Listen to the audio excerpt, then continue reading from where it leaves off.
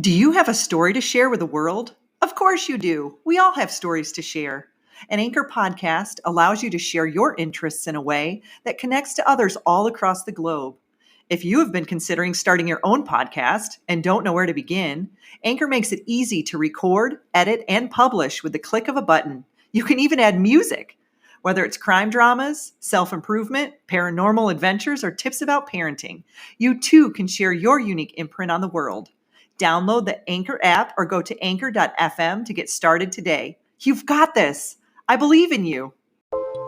Welcome to the Existential Empath Podcast. My name is Tanya, and I am an intuitive empath. My intention is to share valuable tools and techniques that I have learned so you can tap into your own inner healer naturally and intuitively. Difference between empathy and sympathy. I work a lot with grief and loss, and I see both sides of being empathetic and being sympathetic, and I thought it would be helpful for you today to talk a little bit about the differences between the two, and also discuss a little bit about what an empath is and how to protect yourself if you find out or figure out that you are an empath. So empathy is experiencing the feelings of another person. So when you're empathizing with someone else, oftentimes you may have gone through a similar experience and you really show that compassion and that empathy towards that person because you really know how it feels to be in their shoes, literally. Sympathy is caring and understanding the suffering of another person. So you may or may not have gone through a similar situation. But when you are sympathizing with someone, you understand and you actually show that caring and compassion through your actions and your words. Now, if you take it a little bit deeper, there is someone who is called an empath. And an empath is someone who is extremely sensitive to the emotions and the energy of other people, animals, and places. So a good key indicator of being an empath is if you're around someone who may be suffering with some pain or some sorrow or sadness, and you leave that situation and you find yourself suffering with the same pain, sorrow, and sadness, and you're like, wait a second, I was in a pretty good mood before I came across that person and had a conversation, and now I seem to be walking away with some of the sadness that they were carrying as well. That's a pretty good indicator that you may be an empath. So sometimes, you can literally feel the pain of others, or you can kind of carry their emotions or their burdens or their feelings without even knowing it.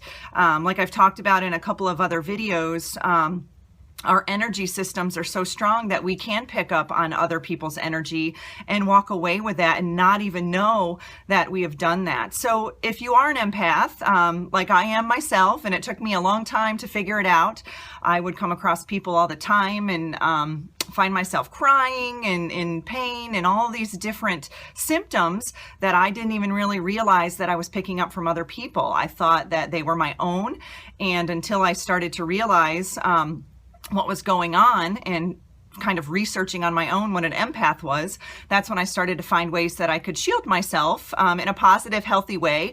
So that way I could kind of distinguish between my set of emotions and someone else's set of emotions. And especially if you work in healthcare or teaching or social work and you find yourself being an empath, because oftentimes empaths are drawn to those particular fields, these are some good ways that you can protect yourself or shield yourself from other people's energy. And in any way, these aren't bad. It's not like you're putting up your guard around these people. You can still be caring and compassionate, empathetic, and sympathetic. It's just that you're going to be protecting your own energy, so that way you will have as much energy as you can to provide them with the help that you're going to be giving to these people. So one of the ways that I, kind of learned on my own was to set some healthy boundaries. So if, you've had a long day and you get home and you've got a friend or a family member or someone who is suffering, maybe through grief and loss or a divorce, or they've just, had a rough day, and you are drained and you are energetically exhausted, it may be a good idea to set some healthy boundaries. Maybe, you don't want to speak to that person at that time, or you can ask them to set a time for tomorrow when maybe you've had some time to rest and get your energy centers a little bit more grounded.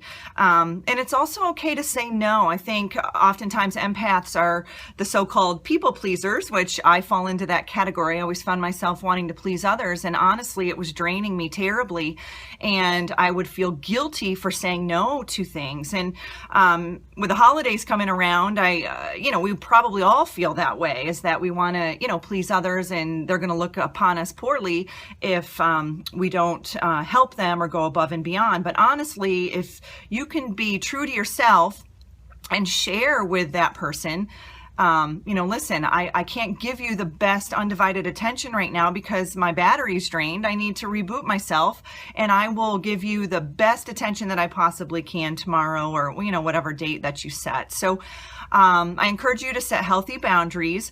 Another area to protect yourself is with quality self-care. So if you are constantly caring for others and you find yourself not caring for yourself, all you're doing is depleting your own energy system. So, if you're into massages, or you want to just go out and take a nice walk or a nice warm bath, and just do those types of things that feel good to you to take care of yourself. I really encourage that. Eating properly, getting the, recommended amount of sleep, anywhere between, 7 to 9 hours. And I know some of you are probably thinking, what? I can't even get 4 to 5 hours. But that probably means that you need the rest. So try to do the best that you can in taking care of yourself, because you can only heal others when you heal yourself first. Another good way to shield yourself, so to speak, from others' negativity is to literally envision a bubble around you. So you can envision a bubble, armor, whatever it may be. But this shield is not meant to completely block everything. You want to still be able to be compassionate and have positive, loving, healing energy come in and out of your bubble. You're just trying to, push away some of that negativity, or, some of that pain and suffering that others may be putting onto you in a healthy way, so that way you can go about your day without being what I call an energetic Velcro, picking up everybody else's stuff along the way. So if you just visualize that, during the morning, or whenever you're going to be walking into a situation where you know that your energy could be leaked or depleted, that's a good positive thing that you can do. Another wonderful way to shield yourself is to get out into nature and take a walk. Ground yourself.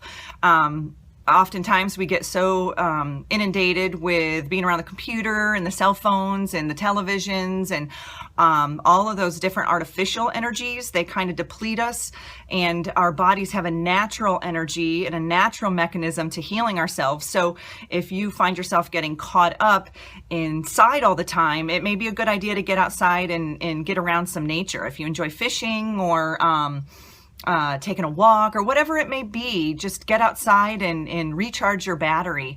Another good shielding technique that I do often is, if you get home at the end of the day and you feel, completely exhausted, take a shower. A shower or a bath. Those are fantastic ways to ground yourself and to bring yourself back to a healthy state of mind. And for those of you who are into meditation, that is absolutely wonderful. Centered prayer, anything like that that can really connect you and bring you back to your inner self and find your own guidance along that path, so that way you can be the best person that you can be, and you don't constantly feel like you're being drained by everyone else around you. So I hope this was helpful for some of you. These have been helpful techniques for me. You deserve to navigate your life as an empath in alignment with health, happiness, and abundance. To learn more about the services that I provide, including Beyond Quantum Healing Hypnosis, EFT tapping in the emotion code, Visit my website at www.thesoulcafe.org.